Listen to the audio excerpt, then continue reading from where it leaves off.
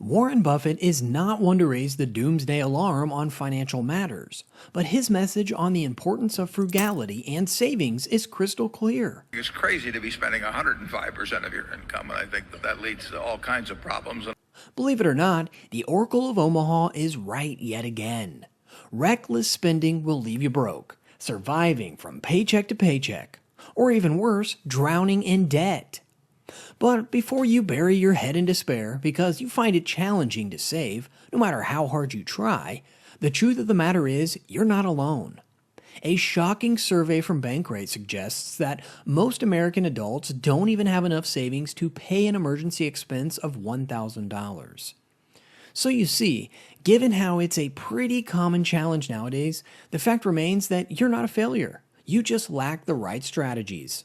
And that's why today we'll be telling you 5 of the most proven methods to save $15,000 without breaking any sweat, according to Warren Buffett's psychology of money. And on that note, the very first point we have to talk about is taking control of your thoughts. A while ago, Warren Buffett had an interesting interview with CNBC about why Apple is a serial winner in the market. And this is what he had to say. I see how strong that ecosystem is to an extraordinary degree. I mean, I look at my grandchildren, my great-grandchildren, and everybody in the office. I mean, their families. I talked to the people at the Furniture Mart. When the 10 hadn't arrived, nobody goes over to buy an Android. I mean, it's you are very, very, very locked in, at least psychologically and mentally. Surprised? Don't be. It all boils down to consumer behavior. Apple consumers will always find it difficult to switch to a different phone for 2 major reasons: the magnetic ecosystem and secondly, the luxury appeal. Big firms such as Microsoft, Coca-Cola, Apple, and others invest billions of dollars just to understand consumer behavior. They assemble teams of psychologists, behavioral economists, and marketing experts to understand how you think, the things you love, what you're likely to purchase, and how to make you swipe that credit card. It's all a part of the slow, persuasive game to make you coming back for more. But here's the thing.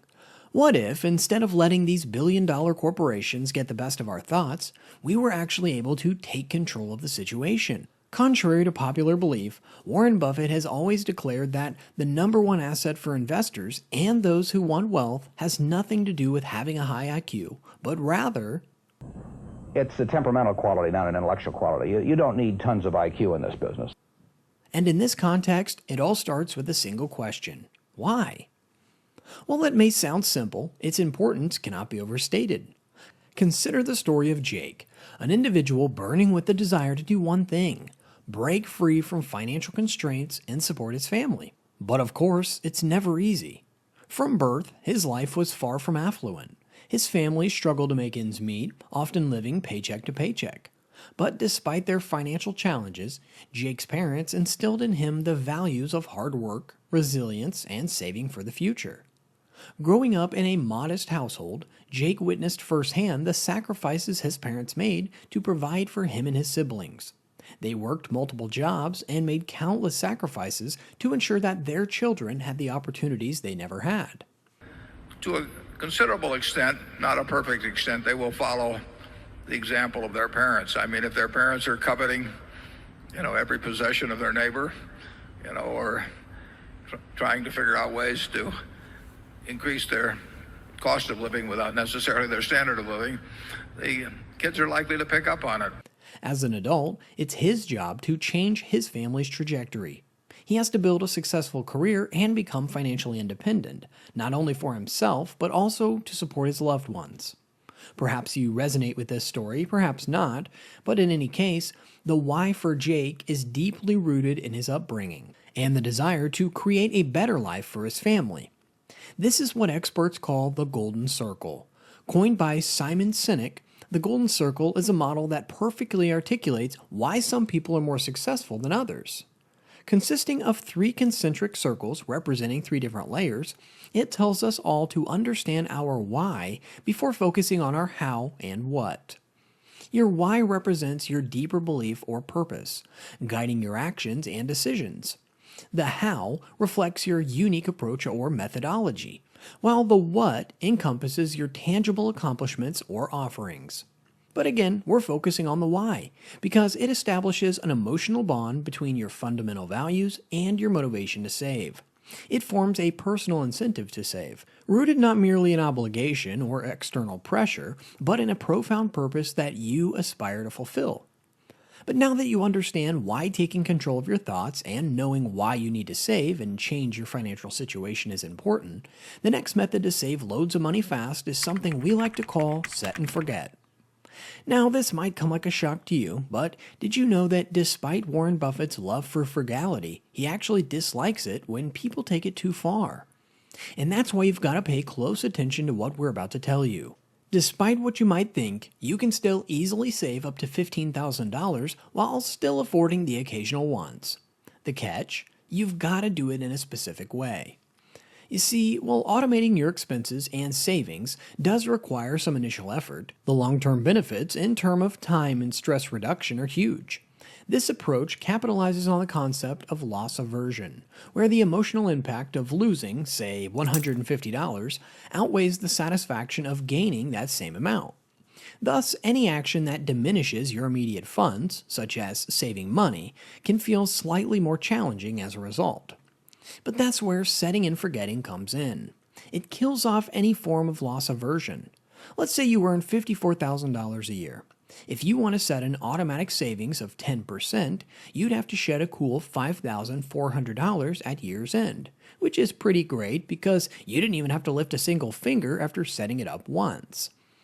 But remember when we told you that there's a specific way you've got to set it up to reap the full benefits? Here's how you want to do it. First off, your paychecks have to be deposited into your checking account, which serves as the starting point for your financial routine. From there, your bank will seamlessly allocate the funds into two distinct accounts, your spending account and your savings account. On the one hand, your spending account covers your fixed monthly bills and typical living expenses, allowing you to set spending targets for discretionary items like dining out and entertainment. On the other hand, your savings account serves as a repository for all your savings endeavors. As the month progresses, any surplus funds remaining at the end will be promptly transferred to your savings account, contributing to your financial goals. And guess what? The money in your savings account can still be used to bolster your emergency fund, accrue interest in a high-yield savings account, or fuel your investment portfolio. So you see, it's a win-win situation. This systematic approach not only promotes disciplined spending, but also facilitates steady progress towards your financial aspirations. And this brings us to the third tip, which is all about mental optimization. Instead of aiming for a large sum of savings all at once, break it down into smaller, more manageable amounts. You'd be surprised how much easier it would be for you to achieve and maintain momentum. You see, it's all in your mind. The problem with setting a large goal from the get-go is that at some point, it's not going to feel realistic. Take, for instance, our target of $15,000. Think of it as a lump sum, especially if you're earning an average income, will make it much harder. Instead, think small, say $15. Allow us to break it down a bit. If someone told you to eat 5,000 cups of cake every year for a reward of $50,000, how would you react? At face value, you'd be cautious because 5,000 sounds pretty big on paper. But here's where things get interesting. 5,000 cupcakes every year can be broken down to around 13 every day. And just like that, the task suddenly seems easier, despite the total figure still remaining the same. So just like this example, you need to break down that $15,000 goal into smaller portions. What you need to save every month is $1,250, which still sounds like a lot of money. But you have to keep breaking it down. $15,000 in a year is still just $41.09 a day.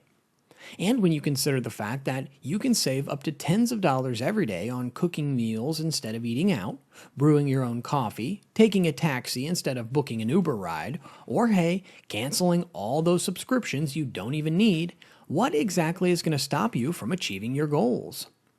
Always remember this sage advice from the Oracle of Omaha. I've always been big fans of living within your income, and if you do that, you'll have a whole lot more income later on. However, there is one big hurdle you'd need to overcome: present bias, a psychological phenomenon where people place greater importance on immediate rewards than future benefits. Thankfully, there's a way out. Instead of thinking you're only saving $41 every day, you've got to switch it around. Think about it as you're saving $15,000 at the end of the year. By playing reverse psychology on your own mind and switching your mindset to the bigger number when you need it, present bias will have no hold over you. Now, once you've made it to this stage, prepare to be hit by a massive wave of gratitude. Listen, we're all humans, right? And this means that we're all susceptible to falling for the occasional dopamine swing. Yeah, that chemical in your brain that gives you a surge of pleasure can be your biggest opponent, especially given that most, if not all of us, have no idea how to make us tick. Generally speaking, we believe that the dopamine process works like this. You desire to purchase a new phone. You buy it, and you get a massive dopamine rush. However, have you ever noticed how fast you stop thinking about something you really wanted once you bought it? Well, this happens because studies found that when you want to buy something like a phone, you feel happy just thinking about it, and then you feel even happier when you actually buy it. And of course, companies know all about this. Like we earlier said, they spend billions of dollars on psychologists, behavioral economists, and marketing experts whose jobs are solely to study how we all think and exploit our human weaknesses. And guess what? The tricks to outdoing these experts is still pretty simple. Instead of saying you'll never make a pointless purchase again, which might not happen, let yourself enjoy that happy feeling by sleeping on it. Whenever you see something you really want to buy, wait a month before deciding. Allow yourself to be smitten by the excitement, and then after waiting, think about whether you still want it or not.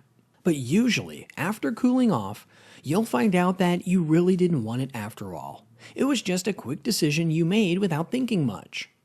Another thing we'd like to add is, contrary to widespread belief, saving money isn't what you earn minus what you spend. That's just wrong. Saving money is actually what you earn minus what you let your ego spend. Look around your home right now. Look at the things you bought on impulse, the things you didn't need, and the things you acquired just to show off. Spending more than what's necessary for your basic needs is oftentimes a clear reflection of your ego and your desire to demonstrate wealth or status to others. So the key to saving more isn't necessarily earning more, but rather embracing humility. When you desire less, you'll spend less, and caring less about others' opinions can help you desire less.